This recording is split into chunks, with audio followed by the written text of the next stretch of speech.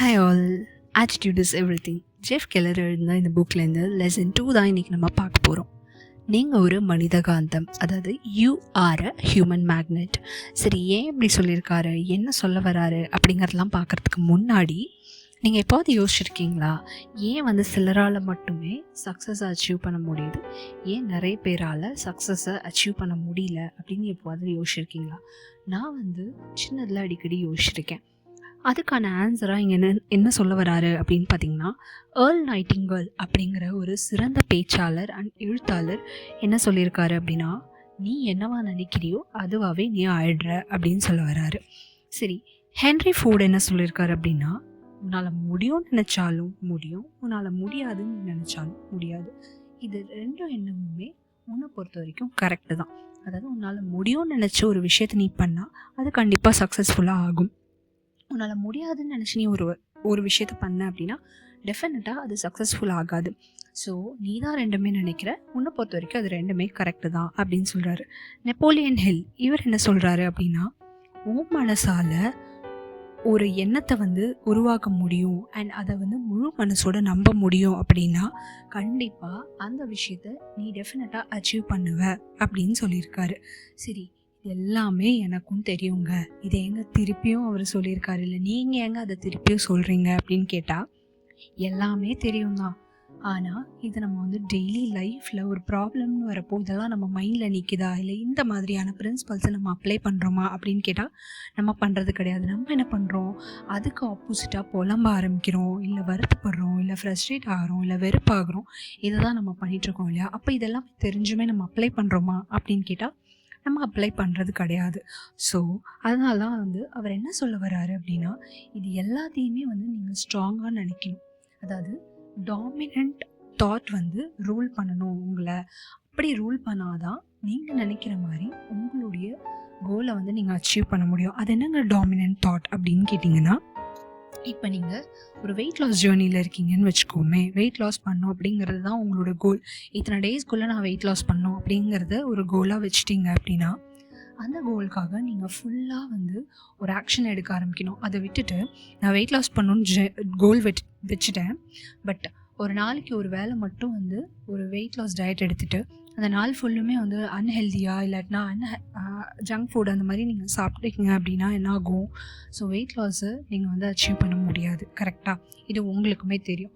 So நிறைய பேர் என்ன பண்ணுறாங்கன்னா, கோல்னு ஒன்று செட் பண்ணிடுறாங்க, பட் அந்த கோலை சுத்தமாக மறந்துட்டு சரி பார்த்துக்கலாம் அப்படிங்கிற ஒரு தாட்டில் வாழ்ந்துட்டுருக்காங்க. ஸோ அந்த கோல் எப்படி இருக்கணும் அப்படின்னா, அந்த கோலை நீங்கள் அச்சீவ் பண்ணுற மாதிரியும் நீங்கள் சக்ஸஸை அச்சீவ் பண்ணுற மாதிரியும் டாமினண்ட்டான தாட்ஸ் உங்கள் மைண்டுக்குள்ளே எப்பயுமே இருந்துகிட்டே இருக்கணும். சும்மா ஒரு நாளைக்கு ஒரு 5 நிமிஷம் நினச்சிட்டு நான் விட்டுட்டா ஓகேவா அப்படின்னா கண்டிப்பாக கிடையாது. நீங்கள் அந்த தாட்டை டாமினண்ட் ஆக்கணும். அது பண்ணுறப்போ டெஃபினட்டாக அதுக்கான ஆக்ஷன்ஸ் ஒரு ஃப்ளோ மாதிரி உருவாக ஆரம்பிக்கும்.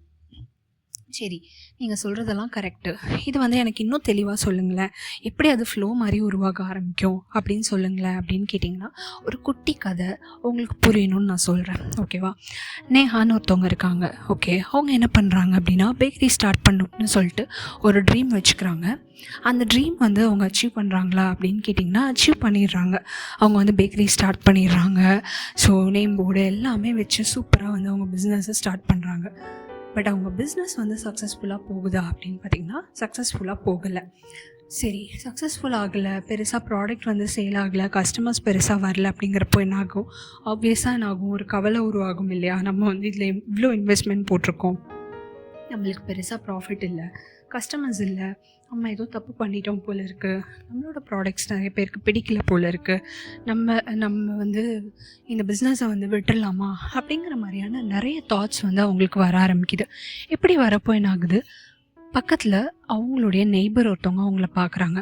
பார்த்துட்டு அவங்க கேட்குறாங்க, என்ன ஆச்சு, ஏன் டல்லாக இருக்கீங்க அப்படின்னு கேட்குறப்போ, இல்லை நான் பேக்கரி ஸ்டார்ட் பண்ணேன் இல்லையா, அதில் பெருசாக சக்ஸஸ் ஆகலை, அதனால் நான் இதை சேல் பண்ணிடலான்னு நினைக்கிறேன், எனக்கு இது செட் ஆகாதுன்னு நினைக்கிறேன் அப்படின்னு சொல்லிட்டு அவங்க வருத்தத்தை ஃபுல்லாக சொல்கிறாங்க.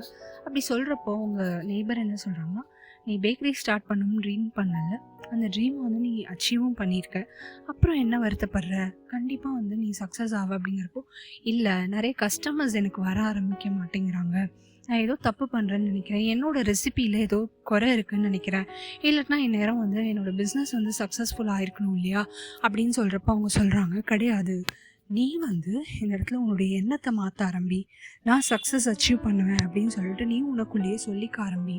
எப்பப்பெல்லாம் நீ வந்து இல்லை என்னால் இது முடியாது, நிறைய கஸ்டமர்ஸ்க்கு என்னுடைய ப்ராடக்ட் பிடிக்கல போல் இருக்குங்கிற எண்ணம் வருதோ அப்பப்பெல்லாம் அந்த அந்த எண்ணத்தை ஒதுக்கி வச்சுட்டு இந்த எண்ணத்தை வந்து நீ திங்க் பண்ண ஆரம்பி அப்படின்னு சொல்கிறாங்க. இவங்க சொன்னதில் பெருசாக வந்து நேஹா கன்வின்ஸ்லாம் ஆகலை.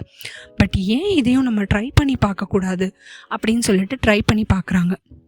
அவங்க என்ன பண்ணுறாங்க அப்படின்னா, மார்னிங் எழுந்ததுமே வந்து அவங்க வந்து ஒரு அஃபர்மேஷன் சொல்லிக்கிறாங்க. என்னோடய பிஸ்னஸ் சூப்பராக போகுது, நான் இந்த வருஷத்துக்குள்ளே நான் வந்து இவ்வளோ டர்ன் ஓவர் இல்லை இவ்வளோ ப்ராஃபிட்டை நான் வந்து அச்சீவ் பண்ணுவேன் அப்படின்னு அவங்களுக்குள்ளேயே சொல்லிக்கிறாங்க. அண்ட் என்னோடய கடையை தேடி நிறைய கஸ்டமர்ஸ் வர ஆரம்பிக்கிறாங்க அப்படிங்கிற ஒரு அஃபர்மேஷனையும் அவங்க வந்து வச்சுக்கிறாங்க. ஸோ இப்படி வைக்கிறப்போ என்ன ஆகுது, உடனே வந்து அவங்க வந்து சக்ஸஸ் ஆகிட்டாங்களா அப்படின்னு கேட்டால் அப்படிலாம் இல்லை. அதே மாதிரி தான் டெய்லியுமே போகுது. பட் அவங்க திங்கிங் மட்டும் அவங்க கைவிடல. ஸோ டெய்லியுமே மார்னிங் இதை எழுதுகிறாங்க அண்ட் நைட் வந்து என்ன பண்ணுறாங்க அப்படின்னா, அன்றைக்கி நடந்த எல்லா விஷயத்தையும் யோசித்து சின்ன சின்ன விஷயத்துக்கு கூட கிராட்டிடியூடாக வந்து ஃபீல் பண்ணுறாங்க. ஓகே, இந்த மாதிரி ஒரு கஸ்டமர் வந்து எனக்கு அப்ரிஷியேஷன் கொடுத்தாரு, அதுக்கு தேங்க்யூ. அந்த மாதிரி என்னென்ன விஷயத்துக்கெலாம் அவங்க வந்து அவங்க தேங்க் பண்ண முடியுமோ அதெல்லாம் தேங்க் பண்ணுறாங்க. அதை மீறி வந்து பிஸ்னஸ் வந்து ரொம்ப வந்து பெருசாலாம் வந்து மூவ் ஆகலை. இருந்தாலும் அப்பப்போ அவங்களுக்கு வருத்தம் வருது, இல்லைன்னா வந்து ஒரு கவலை வரப்போ என்ன பண்ணுறாங்க அப்படின்னா, அந்த எண்ணத்தை வந்து அவங்க நெய்பர் சொன்ன மாதிரி அதை ஓரமாக வச்சுட்டு டெஃபினட்டாக வந்து நான் இதில் சக்ஸஸ் ஆவேன் அப்படின்னு சொல்லிட்டு ஏதாவது ஒரு புக் எடுத்து மோட்டிவேஷ்னல் புக் எடுத்து படிக்கிறாங்க. அப்படி இல்லாட்டினா ஏதாவது ஒரு மோட்டிவேஷ்னல் ஸ்பீக்கரோட சக்ஸஸான ஸ்பீச் வந்து கேட்குறாங்க. அதே போல் ஒரு மனசில் வந்து ஒரு எண்ணத்தை வச்சுக்கிறாங்க. என்ன அப்படின்னா, ஒரு விதை போட்டோம் அப்படின்னா அது இம்மீடியட்டாக வளராது இல்லையா, கண்டிப்பாக அது பூவோ காயோ கொடுக்கறதுக்கு டைம் ஆகும். அதுக்கான நேரம் நம்ம கொடுக்கணும் அப்படின்னு சொல்லிட்டு அவங்களுக்குள்ளேயே வந்து அவங்க சொல்லிக்கிறாங்க. ஸோ கண்டிப்பாக நான் சக்ஸஸ் ஆவேன், அதுக்கான டைம் வந்து எடுக்கும், நான் எந்த அளவுக்கு எஃபர்ட் போடுறேனோ அந்த அளவுக்கு அதுக்கான டைம் எடுக்கும் அப்படின்னு சொல்லிட்டு அவங்களுக்குள்ளேயே சொல்லிக்கிறாங்க. இப்படி சொல்கிறப்போ ஒரு நாள் வந்து அவங்களுக்குள்ளேயே வந்து ஒரு தாட் வருது, ஏன் நம்ம வந்து நம்மளோட வீடியோஸை நம்மளோட ரெசிபி வீடியோஸை இன்ஸ்டாகிராமில் போஸ்ட் பண்ணக்கூடாது அப்படின்னு சொல்லிட்டு அவங்க யோசிக்கிறாங்க. அவங்க யோசிக்கிறப்போ சரி இதை பண்ணி பார்க்கலாமே அப்படின்னு சொல்லிட்டு அவங்க கடையில் இருக்கவங்களும் சொல்கிறாங்க. சரின்னு சொல்லிட்டு இன்ஸ்டாகிராமில் டெய்லியுமே கன்சிஸ்டண்ட்டாக வீடியோஸ் அப்லோட் பண்ணுறாங்க. வீடியோஸ் அப்லோட் பண்ணுறப்போ அதை நிறைய பேர் வந்து பார்க்க ஆரம்பிக்கிறாங்க. நல்ல அட்ராக்டிவ் வீடியோஸாக போடுறாங்க. ஸோ அதெல்லாமே நிறைய பேர் பார்க்குறப்போ அங்கேருந்து ஒரு ஆர்டர் வருது, ஒரு கஸ்டமர் வந்து ஆர்டர் கேட்குறாங்க. ஸோ அந்த மாதிரி சின்ன லெவலில் ஆரம்பிச்சது நிறைய கஸ்டமர்ஸ் கிட்ட ரீச் ஆகி என்ன ஆகுது, அவங்களுக்கு இன்ஸ்டாகிராம்ஸ்லேருந்தும் நிறைய ஆர்டர்ஸ் வருது அண்ட் நேர்லேயும் வந்து நிறைய ஆர்டர்ஸ் வருது. ஸோ அவங்க நினச்ச மாதிரியே அவங்க பிஸ்னஸ் கொஞ்சம் கொஞ்சமாக க்ரோ ஆக ஆரம்பிக்குது. அப்போது இன்ஸ்டாகிராம்லேயே ஒரு கஸ்டமர் என்ன கேட்குறாங்க, நீங்கள் வந்து பேக்கிங் கிளாஸ் எடுப்பீங்களா அப்படின்னு கேட்குறாங்க. இவங்க வந்து அதுக்கு ஃபஸ்ட்டு யோசிக்கிறாங்க, நம்மளால் இது முடியுமா அப்படின்னு சொல்லிட்டு. அதுக்கப்புறமா அவங்களுக்குள்ளேயே சொல்லிக்கிறாங்க, எந்த ஒரு ஆப்பர்ச்சுனிட்டியும் நம்ம மிஸ் பண்ணக்கூடாது, நம்மளால் முடியுமான்னு சொல்லிட்டு நெகட்டிவாக யோசிக்கக்கூடாதுன்னு சொல்லிட்டு ஓகே நான் எடுக்கிறேன்னு அக்செப்ட் பண்ணிக்கிறாங்க. அதுக்கு அவங்களே வந்து ப்ரிப்பேர் ஆகிக்கிறாங்க. ப்ரிப்பேர் ஆகிட்டு அந்த கிளாஸையும் எடுக்கிறாங்க. ஸோ ஃபஸ்ட்டு கிளாஸ் முடிச்சதுமே செம்ம ஹிட் ஆகுது. செகண்ட் கிளாஸு வந்து ஆன்லைனில் கேட்குறாங்க. இதெல்லாமே நெக்ஸ்ட் அவங்களுக்கு நடக்க ஆரம்பிக்குது. அவங்களுக்கு பிஸ்னஸும் வந்து க்ரோ ஆகுது. பெரிய பெரிய ஃபுட் இண்டஸ்ட்ரீஸோட டைப் வச்சுக்கிறாங்க. ஸோ அவங்க வந்து பிஸ்னஸ் அவங்க நினச்ச மாதிரியே க்ரோ பண்ணி சக்ஸஸ்ஃபுல் பொசிஷனை அச்சீவ் பண்ணிவிட்டு ஒரு நாள், அதாவது இது அவங்க வந்து கவலையாக இருந்ததுலேருந்து ஒரு 1.5 years அப்படின்னு வச்சுக்கோங்களேன். அப்போ ஒரு நாள் வந்து உட்காந்து யோசிக்கிறாங்க, நம்ம அப்படி என்ன பண்ணோம், ஒரே மாதிரி ரெசிபீஸ் தான், ஒரே பர்சன்ஸ் தான், ஒரே இடத்துல தான் கடை இருக்குது, பட் எப்படி எவ்வளோ பெரிய சக்ஸஸ் ஆனோம் அப்படின்னு யோசிக்கிறப்போ அவங்க நெய்பருக்கு மனசுக்குள்ளே தேங்க்ஸ் சொல்லிக்கிறாங்க. அவங்க மட்டும் சரியான நேரத்தில் ஒரு சரியான விஷயத்த வந்து இவங்களுக்கு சொல்ல அப்படின்னா டெஃபினட்டாக இந்த சக்ஸஸ் அடைஞ்சிருக்க முடியாது. ஸோ அவங்க சொன்ன மாதிரி இவங்கக்கிட்ட இருந்த அந்த நெகட்டிவான எண்ணத்தை மாற்றி பாசிட்டிவாக வந்து ஸ்ட்ராங்காக நினைக்க ஆரம்பித்தாங்க. அது வந்து ஒரு ஃப்ளோ மாதிரி என்னாச்சு, இவங்களுக்குள்ள ஒரு ஐடியா உருவாச்சு. ஓகே நம்ம ஏன் இன்ஸ்டாகிராமில் போடக்கூடாது, இந்த எண்ணம் என்னாச்சு, கஸ்டமர்ஸை வந்து உள்ளே அட்ராக்ட் பண்ண ஆரம்பிச்சிச்சு. ஸோ கஸ்டமர்ஸ் அட்ராக்ட் பண்ணது என்னாச்சு, அவங்க பிஸ்னஸ் வந்து க்ரோ ஆக ஆரம்பிச்சிச்சு. அவங்களுமே வந்து பிஸ்னஸில் சக்ஸஸ் ஆனாங்க. நான் சொன்னேன் இல்லையா, நீங்கள் எண்ணத்தை வந்து ஸ்ட்ராங்காக வச்சிங்க அப்படின்னா உங்களுக்கு சக்ஸஸ் வந்து ஒரு ஃப்ளோ மாதிரி வந்து க்ரியேட் ஆகும் அப்படின்னு சொல்லிட்டு.